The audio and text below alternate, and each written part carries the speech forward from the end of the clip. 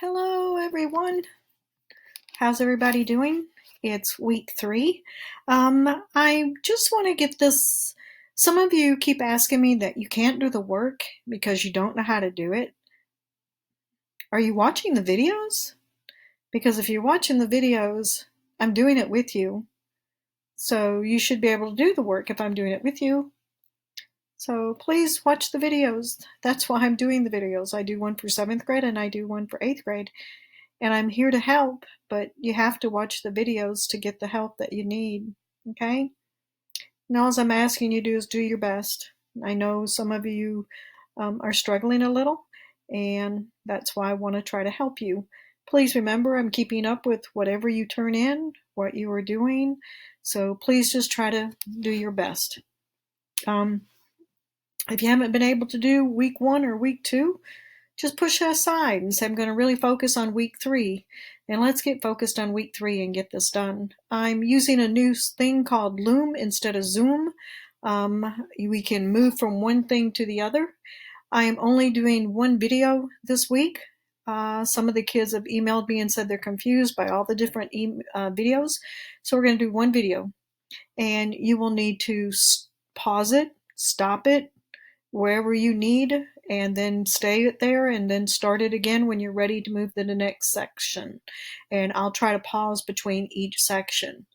The first thing is, I always want to introduce you to everything. This is week 3, long distance learning, April 6th to April 11th. And I even put Saturday because I do have some of you working Saturday and even Sunday because I'm having a few people turning things in tonight already and talking to me. Please remember to email me. I'm here for you. And I will even go through, like, you go to inbox and you hit the little box here, selection course. I don't know if you'll have that, but English. And then when you go here too, just type in Betty Graham and I'll pop up, and subject, just put ELA, English or whatever, and then you type here your question or whatever. This is an attachment. Right here, you can either record an audio or a video comments too, and then you hit send, and I'll get it. Okay, go back to dashboard. Please remember too that if you have any questions, just email me. So first thing is week 2 still here, everything's on, and week 1. But if you're really getting bogged down, just start with week 3 and let's go from there. Link for your YouTube, you know, and if you need the YouTube channel, I have some kids that are telling me they're not doing the YouTube. They're going straight to my channels here on Canvas, and that is fine too, as long as it's working. First thing you need is your ELA choice board. So we're going to pull that up. Now, if you download it on your desktop, please remember you need to hit show it as a PowerPoint to be able to click on things. But if you leave it here, you can click straight on things. I'm going to talk to you about the choice board. You have your Wordly Wise, which is number 1. You have game 1 and game 2. Don't do both of those on the same day, and I'll talk to you a little bit more on those. 2, then I have a video on poems that I want you to watch. It's about poem and has something to do with a certain kind of poem. Just watch the video. And then number 3 is down here. We're going to do compare and contrasting structure, pages 161 to 163. Watch the video, pause and restart as needed. And then number 4, before you get to the poem called Annabel Lee, I've got 2 short videos that can help you understand the poem, and both of them are kind of cute, and you can do things with them before you do 164 to 166. Page 161 to 163 and pages 164 to 162. I go through with this. I give you all the answers. So these you should be getting full, you should be making hundreds on these. Okay, and go back into Canvas because I'm commenting on the work. I'm only doing right now incomplete or complete. Incomplete, you're doing it, but you're not doing it correctly. I'm putting incomplete and I'm commenting on it. I do mark that you completed it, but it's incomplete. It's not correct. And then I have complete if you're doing what you're supposed to be doing. And with these 2, you should get all the answers, and I should be giving you 1% complete, 100. Section 5 is your independent practice, 167 and 170. This is where you do it on your own. And all I want you to do is just try your best. And usually if you try your best there, I give you the complete 100. Then you're going to move on down here, iReady Reading. Some kids are still asking parents, yes, you need to do the iReady Reading. That's where when we go back, please remember I'm trying to prepare you for high school. And the iReady Reading is something that can build up your reading level and vocabulary. That's all important. Just do your best. But if you're passing the lessons, I'm marking it because, hopefully this will get finished with and we can get back to school. Then the fun thing is the Annabelle Lee. I want you to compare and contrast the videos. You can use a PowerPoint, Word document, make a meme, make a video, make a cartoon, make a TikTok. TikTok if you want to, or you can video yourself saying the poem, doing the poem, however you want to do it. Okay, so that was a little funny thing. Another thing kids have been asking, Dreamscape. I forgot to put it on here, but yep, you can go in and do Dreamscape. All right, let's get started. The first thing I want to do is the wordly wise. So if you need to stop it now to take a break, go for it. But if not, I'm going back to home. I'm going to week 3, 8th grade vocabulary, wordly wise. And I'm going to pull these up. Oh, and I hope I can pronounce them. If not, we'll be looking them up. You have anonymous, anthology, congruent, conjure,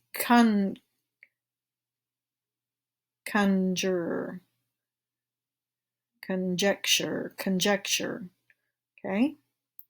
Disposition, encompass, extricate, generation, guile,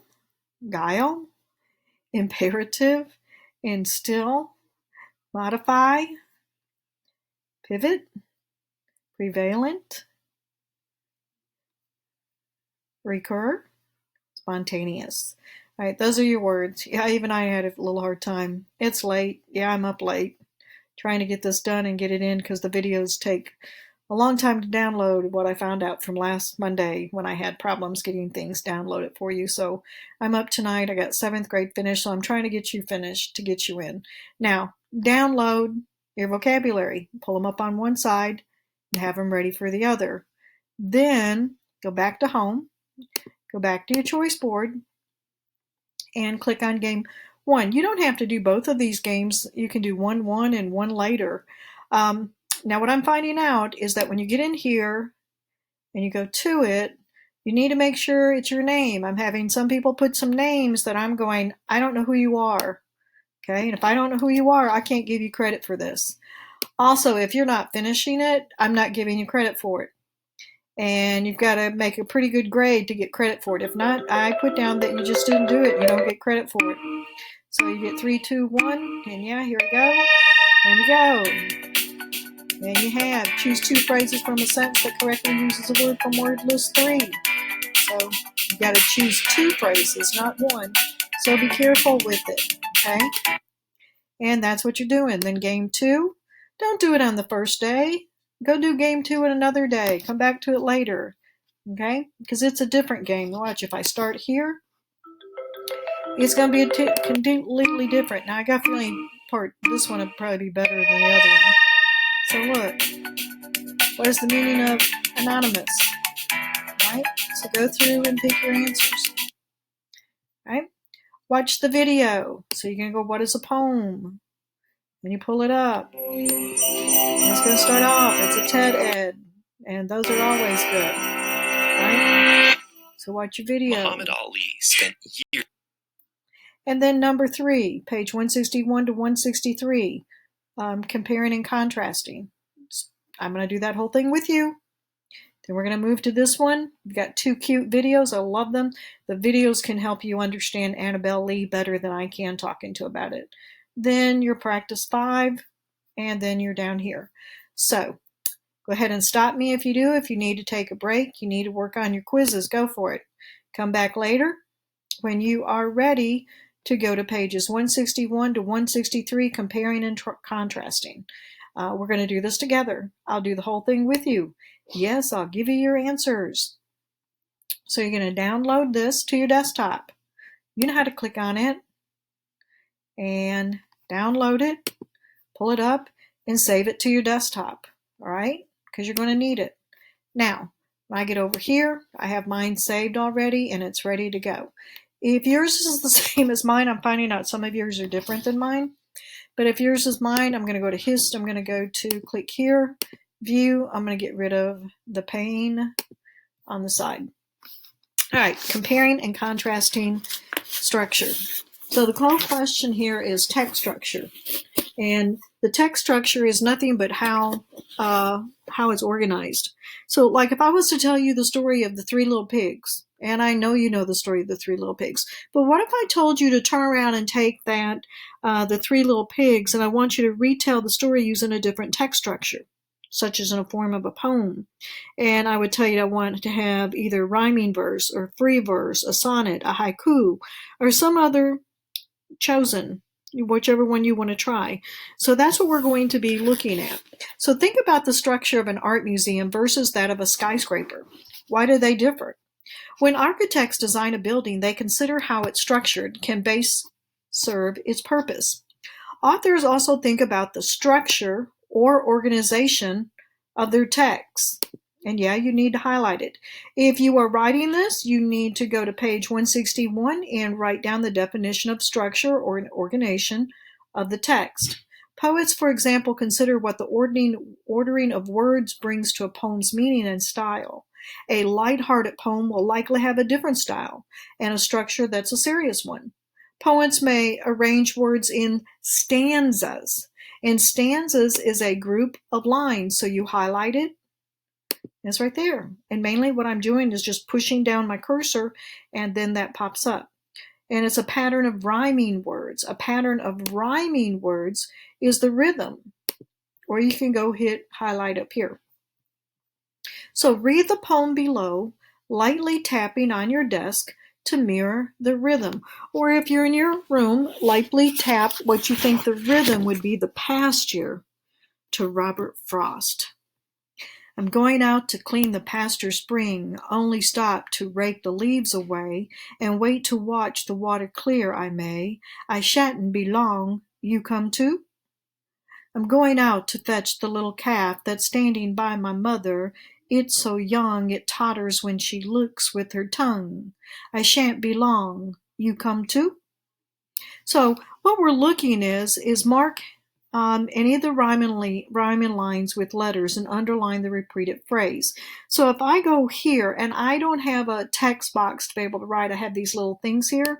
So if I go to this line right here, line 2 and line 3 both have, so I'm going to put lines 2 and 3. You have the words away. I'll put my 3 little dots, those are my epaulets to know that I'm leaving out words, and that's an A. Wait, if I do 3 and write away, that's an A. And then if I do 1, 2, 3 again and write may, that's also an A. And when you're writing rhyming for poems, you always use capital letters. So what this is telling me is away and may rhyme, and that's the AA pattern. I'm going to post that. And then that's line 1, 2, 3, 4, 5, 6, 7, 8. So 6 and 7, so if I go down here and click, lines 6 and 7 also rhyme. Okay, so it would be 1, 2, 3, and the last word in it was young. And then 1, 2, 3, and the last word in it is tongue. And if I'm doing young and tongue, now young and tongue do not rhyme with away and may, so it's not A. This one's going to be B, and this one's going to be B. So the rhyming pattern is AA, BB. Now, if I look at this, there are 2 stanzas, and each stanza is 4 lines. Stanza 1, 1, 2, 3, 4. Stanza 2, 1, 2, 3, 4. So the first part is the stanza 1, and it consists of 4 lines.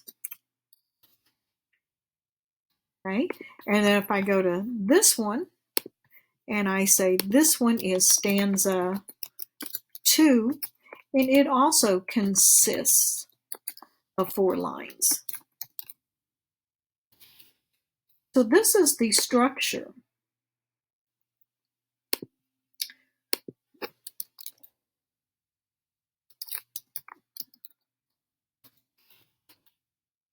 Just 4 lines, okay? And then if I go back and look at words that are being repeated, look at this one. I'm going out to, and I'm under the T, underlines, and look at here in stanza 2, I'm going out to, that's repeated. And then the last, I shan't be gone long. I shan't be gone long, you come too. And I shan't be gone long, you come too, is repeated. So you even have some repeated. So how does the poem structure contribute to its tone meaning? Is the poem style lightheaded or serious? Lighthearted or serious? The poem's sing-song rhythm contributes to its carefree tone, as do the rhymes at the end of the second and third lines in each stanza. And the speaker's desire to share their simple pleasures with someone is captured by the repeated phrase, I shan't be gone long, you come too. All these elements contribute to the poem's lighthearted style. When reading poetry, take note of how the poets use structure elements to build a poem in different ways. Reading a poem out loud a few times can help you identify its rhythm, understand its overall style, and gain a better understanding of meaning. So if you're doing this with me, you need to have the little, you can either have text box or you can have my things here. Okay, the little stickies, and you need to underline. If you're doing it on paper, you need to explain the stanzas for each one. You need to explain roaming lines, the rhyming lines, and you need to explain what words are being repeated. Okay, let's move to page 162. So if you're writing it on paper, you might want to write down page 162. All right, Hope is the Thing with Feathers. Once again, we have 2 poems. We have Hope is the Thing with Feathers by Emily Dickinson, who is one of my favorite poets and writers. And then we have Dream Deferred by Langston Hughes. I mainly love his stories that I've read. So we're going to compare, and we're going to use this little chart to compare these 2 little poems together. So let's read the first one. Hope is a thing with feathers that perches in the soul and sings the tune without the words and never stops at all. And sweetness in the gale is heard, and a sore must be storm that could abash the little bird that kept so many warm. I've heard it in the chillest land and the strangest sea, yet never in extremity I asked a crumb of me. It asked a crumb of me. So the question is, describe the poem structure. Use details from the poems to develop the description of the structure. So this is the section where, I like to do my think aloud. So I know that structure is how a text is organized. This poem is written with 3 uniform stanzas. Stanza 1, stanza 2, and stanza 3. And I know the stanzas are separated by, they're it's like a paragraph. They have lines separated between. And each stanza has 4 lines. Each stanza has its own rhyme scheme with a sing-song rhythm pattern that gives a little whimsical tone. I will record this information in this box labeled structure. So we're going to go over to the box that's labeled structure. So the structure of Hope is the Thing. So I'm going to pull one of these little things down and put it right here. So what I'm saying here is the structure is 3 uniform stanzas. And that's what it has. It has 3 uniform stanzas, and that's right there. You can either put a text box or put this. Make sure that you're hitting post and you're saving this as a PDF for me to be able to see. All right? So we put that over there. Ready? So now I'm going to think about the poem's meaning. So it says, a hope is a thing with feathers. So think about the meaning. I think the author develops a positive message about hope and how hope can overcome challenges. The author compares hope to a bird and how this bird can survive even in the harshest storms. That was like this morning, my husband said, "Hey, come look out the door." And I went out to the door and there's all these little birds in the backyard. You can even barely see them until they start moving. You know, they're all being taken care of. So I'm going to go back over to my chart and I'm going to write down the meaning of this poem. I'm going to click my little box. You can do a text box. So here it goes. It's a positive message about hope. So I do know it has 3 uniform stanzas, 4 lines in each stanza, and there's a rhythm to each stanza, and it's a positive message of hope. But now let's look at this question. Describe how the structure elements of hope is a thing with feathers impact its meaning in styles. Hope is the thing with feathers impacts its meaning in style. So I'm going to click on here. Now if you have your text box, stretch it out. And I found out I could even go this way with this box. I'm learning, learning, learning. So here it goes. By organizing the poem into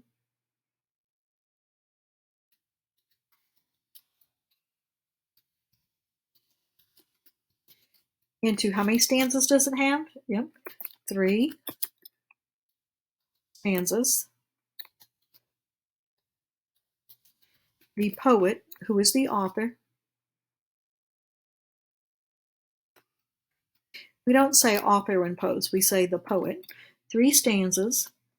The poet builds on the definition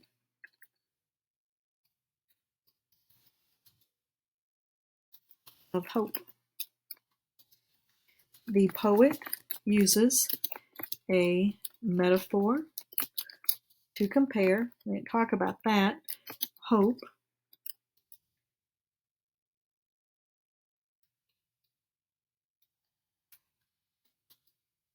to compare hope to a, yeah, we did talk about that. We just didn't say it was a metaphor. To a singing bird in stanza 1. And in stanza, so now I'm comparing each stanza. In stanza 2 describes hope, which is the bird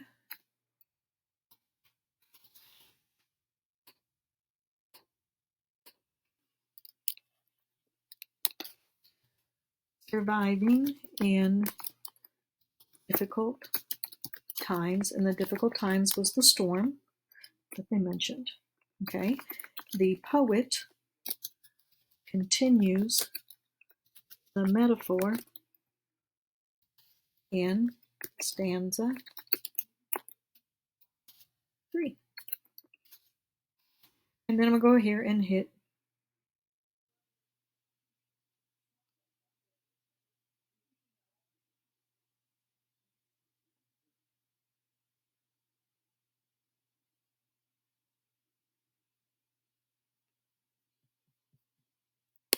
post. And really, if the number is the word at the end, it should be written out. Okay, so the poet doesn't exact use rhymes, but instead uses word with similar sounds, create a pleasing feeling. Bird, the first stanza follows A, B, C, D, rhyme, breathing, skim, but words in line 3 loosely rhymes with heard and bird in stanza 2. So, but he's mainly using a metaphor, a figurative language. Okay, and hit post. And there it is. Now, if you do that, I can come back here and make replies to even what you're saying. Okay, so now let's go on to the second story or poem. And the next one is called Dream Deferred. So remember this one, the first one had uniform stanzas, and it was positive message of a hope. What happens to a dream deferred? Does it dry up like a raisin in the sun, or fester like a sore, and then run? Does it stink like rotten meat, or crust and sugar over like a syrup sweet? Maybe it just sags like a heavy load, or does it explode? What do you notice different about this one? How does the structure of this poem differ from the one on the previous? Think about it. Look at this one. All right, this one up here had 3 stanzas, uniform. What about this one? So this one says 3 uniform stanzas.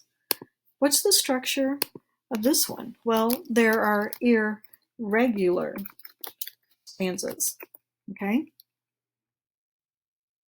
And there is no set rhythm.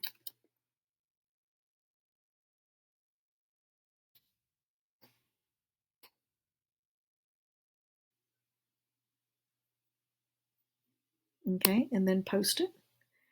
And then this one, it was a positive message about hope. To text box or put it here. But this one is angry message about the loss of hope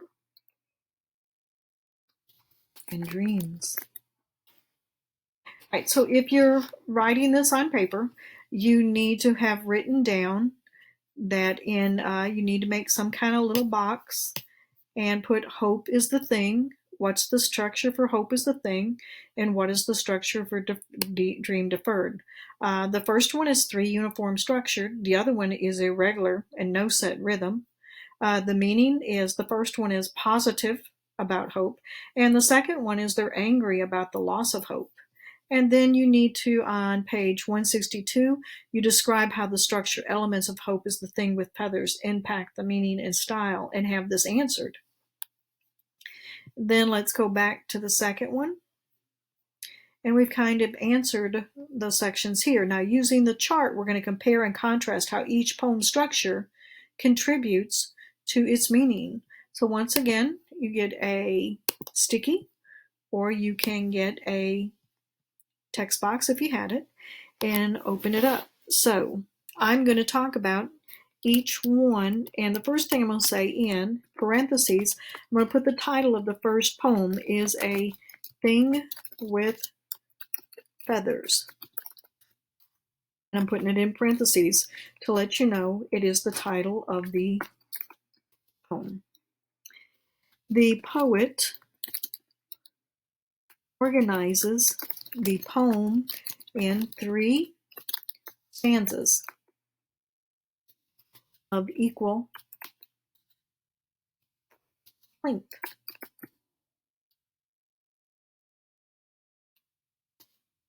Okay, because first thing I'm telling you, I'm talking about the structure.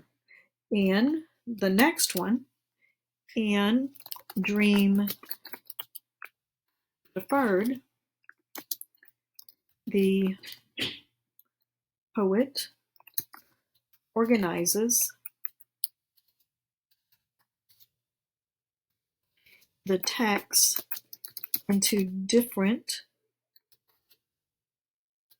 sized stanzas, with the first and last stanza only made up of 1 or 2 lines. So like in the first one, there were 4 sentences in each one. This one's kind of just, the next one's just kind of all messed up. And then I'm going to go down now, and I talked about the stanzas, so now I'm going to go back to the first one again and talk about the meaning. Hope is a thing with feathers,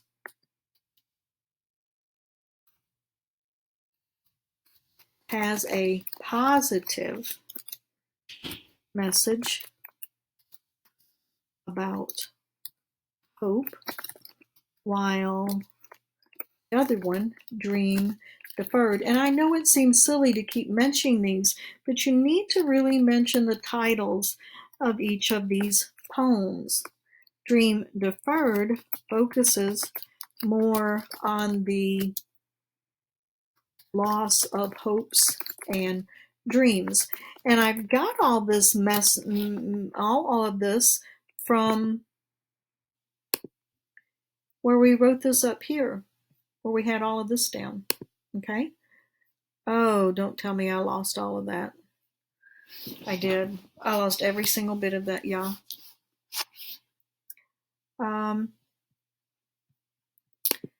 Oh, no, wait a minute. There it is. Yippee, I didn't lose anything. Scared me. All right, so it's all there. So if you need it, go back and get it down. Okay? All right, then I'm going to move to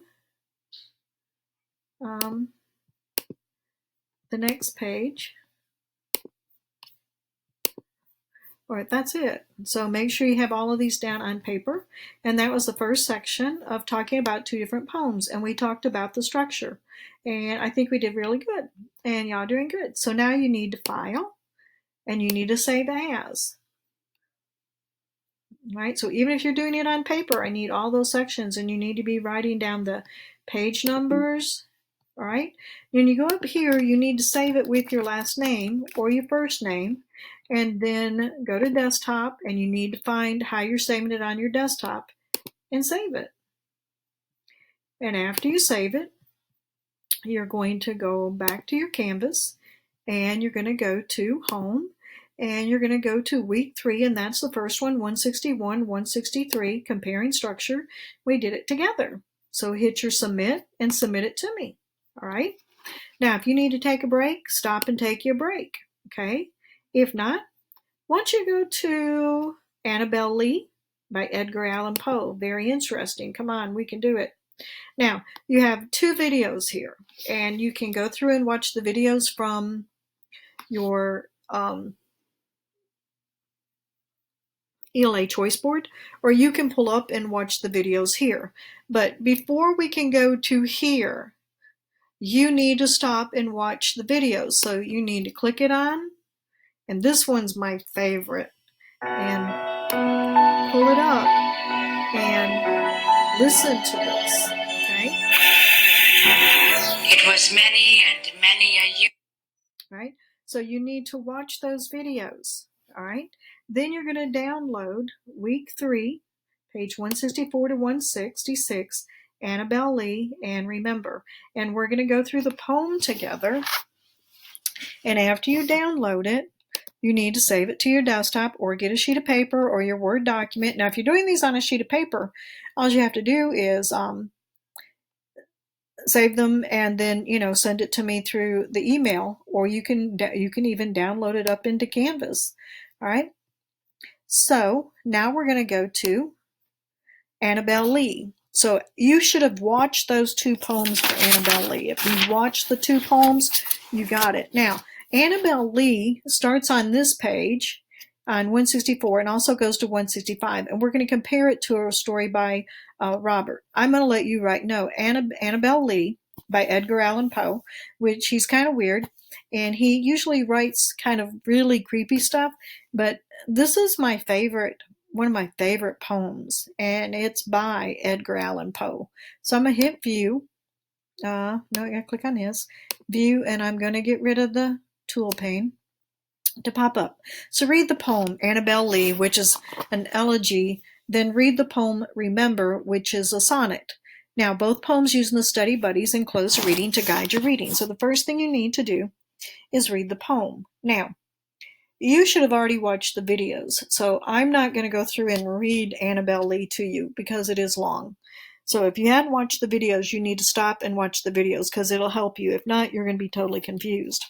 So the first question I want to ask is, who is Annabel Lee? Who is she? Well, Annabel Lee is a maiden whom the speaker loved. Okay, not the poet, the speaker. What happened to Annabel Lee? She died from an illness caused by a chill. And then how does the speaker remember his young love? He remembers her when the moon shines and when the stars sparkle. So let's go back and look at our study buddy.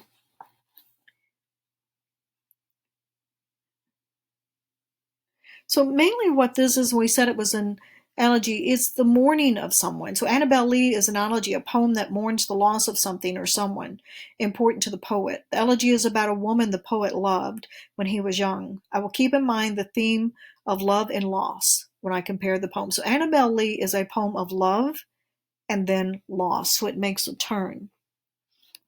The tip.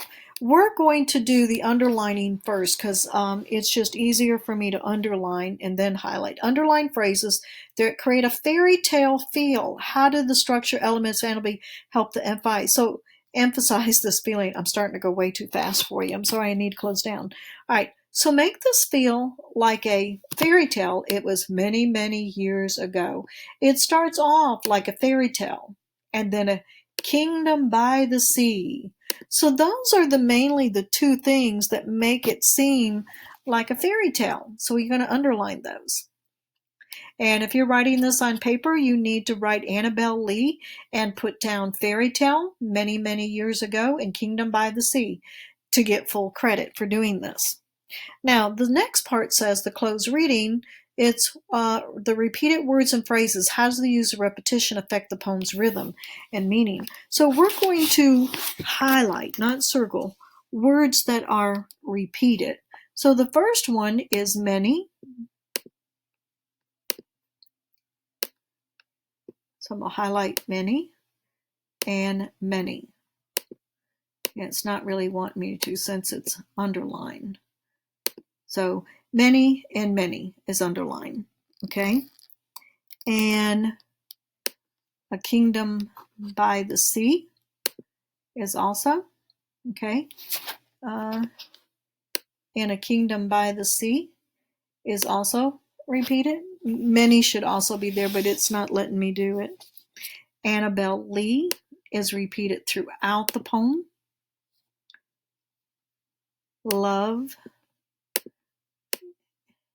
is being repeated.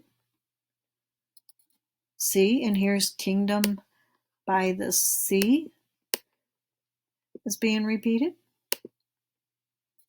And here we go again.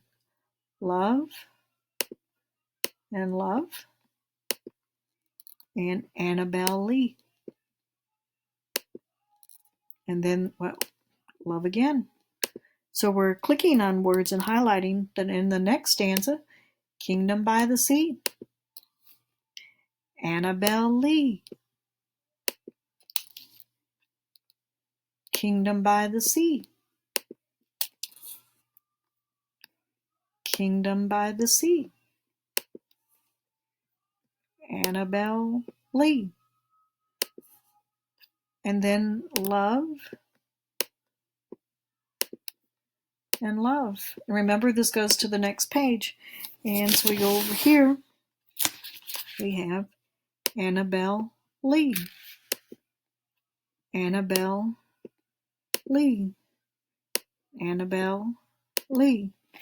Now, if you remember up here, we kept talking about Kingdom of the Sea, but remember it changes because at first, he's in love with her and then he loses her to death. So it kind of gets kind of sad. So those are those two things. So now let's go to the second one. Remember by Christina Rosetta. Remember me when I'm gone away, gone far away into a silent land? when you can no more hold me by the hand, nor I have turned to go, yet turning to stay, remember me no more day by day. You tell me of our future that you planned, only remember me, you understand? It will be late to counsel then or pray, yet if you should forget me for a while, and afterwards remember, do not grieve, for in the darkness and corruption leave a vegetative thoughts that once I had, better by far you should forget and smile, than that you should remember and be sad. So, who is the speaker in the poem, and who is the speaker addressing? The speaker is someone who is living, addressing someone who knows the speaker. So what is the speaker asking the listener? The speaker wants the listener to remember her when she's gone and to be happy in the memories. Why is the reader a subtitle?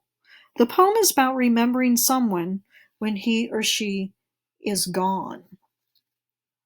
So the question here is, underline the words and phrases repeated. So let's look at what's being repeated and underline them. Remember me, underline is the T. Whoops, it's remember me when, and remember me when, and again, remember me, and again, remember, and remember. So they're really wanting them to remember. And the rhyming scheme. Now, I'm going to tell it to you, and you're going to have to write it down. Or I'm just going to go here, and I'm going to go here, and I'm going to put, there are 10, 11, 12, 13, 14 lines. So we're going to talk about lines. So line 1 is A, line 2 is B, line 3 is B. So line 2 and 3 rhyme. Line 4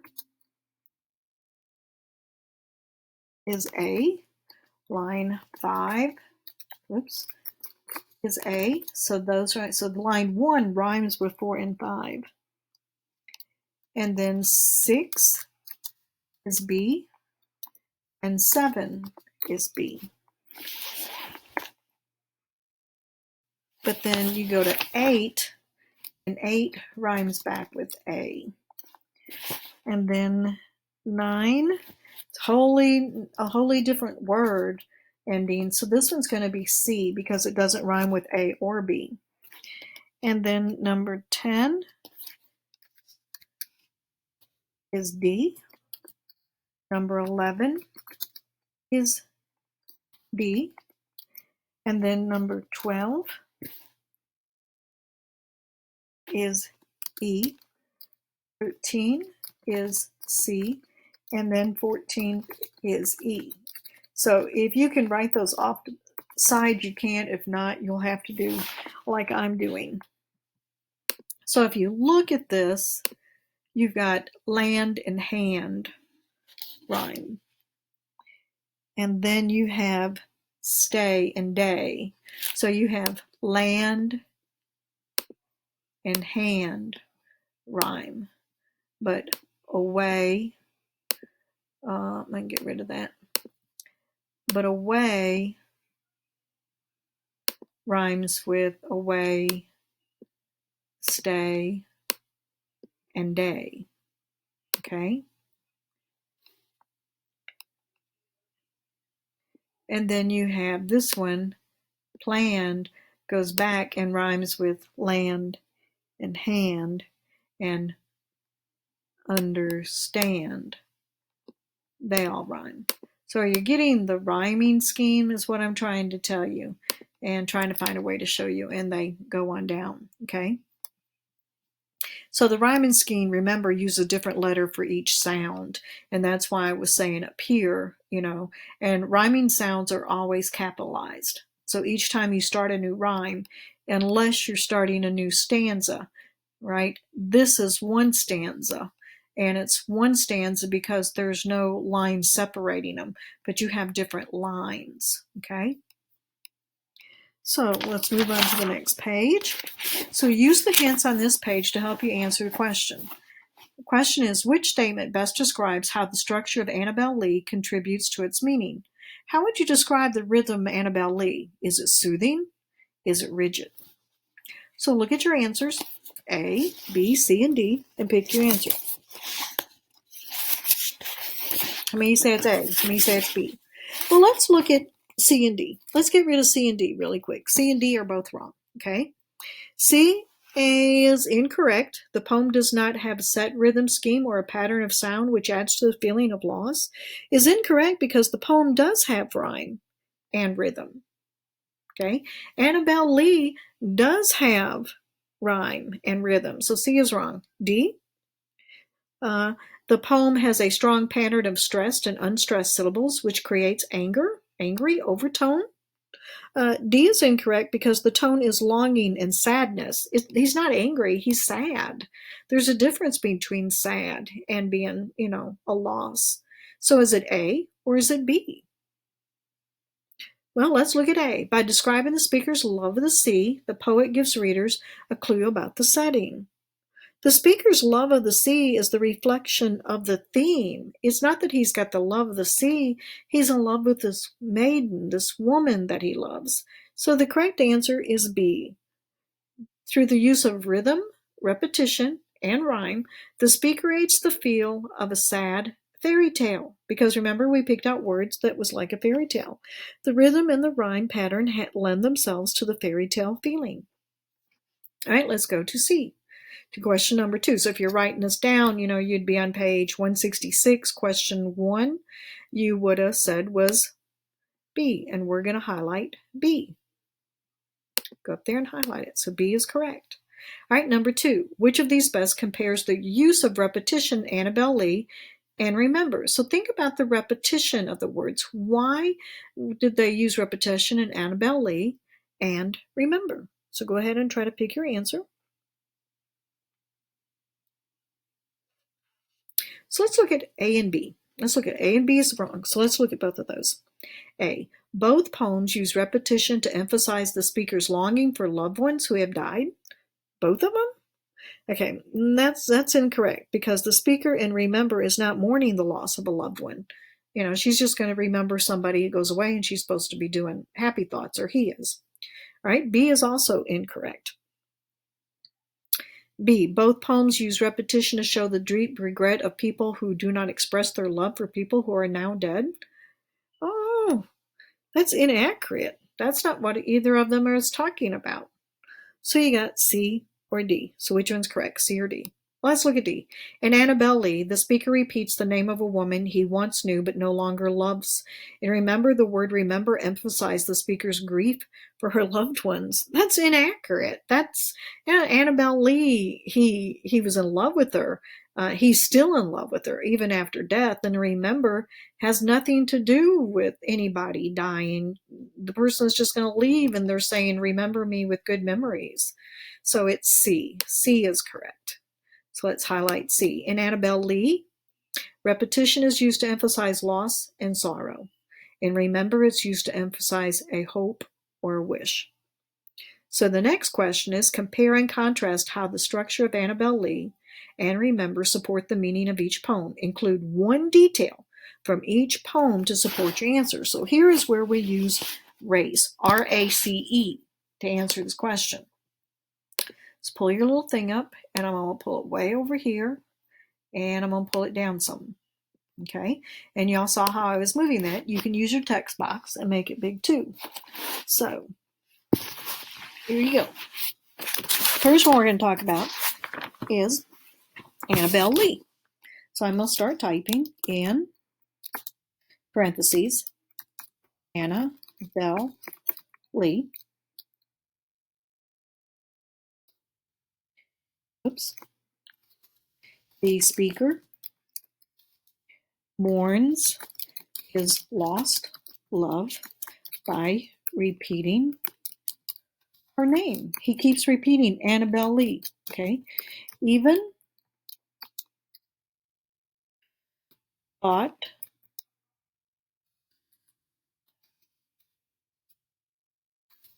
the poems, whoopsie,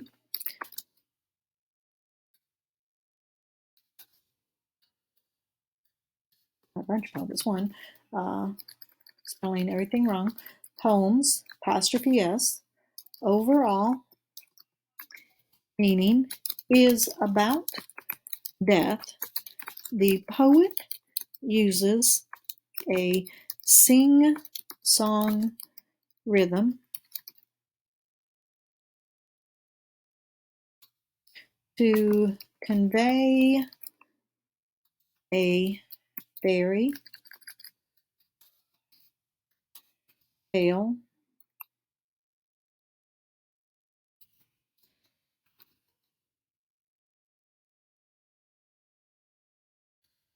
feel. Okay, now we did that one. We talked about in Annabel Lee, I talked about the repeating and what it meant, and then I talked about the feeling. So now I'm going to go and do the next one, and the next one is in quotation marks. Remember. The next one, the poet, and talk about what's being repeated. Repeats the words remember and remember me to show that the speaker wants people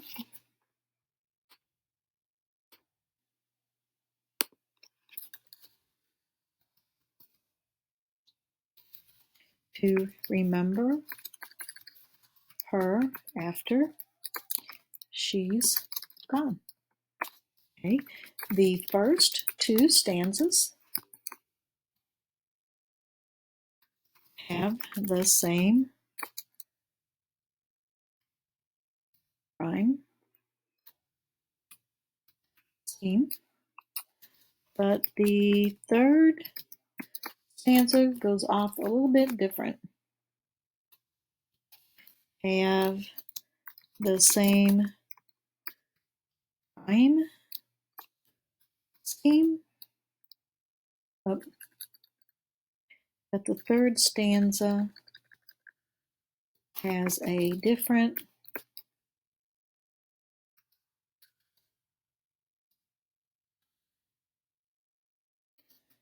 pattern, indicating a change in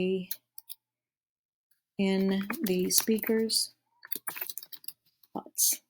Now, why do I do this and why do I want you doing it? Because I'm modeling you the correct way to answer these questions, so when you have to do it on your own, you can write it completely correctly. So compare and contrast the structure. So I've talked about the structure of Annabel Lee, and I talked about the structure and the meaning. So I took each one separate, and I told about the structure and the meaning. And then I did the next one. I talked about the structure and the meaning. And I complete a detail from each of the poems. Okay?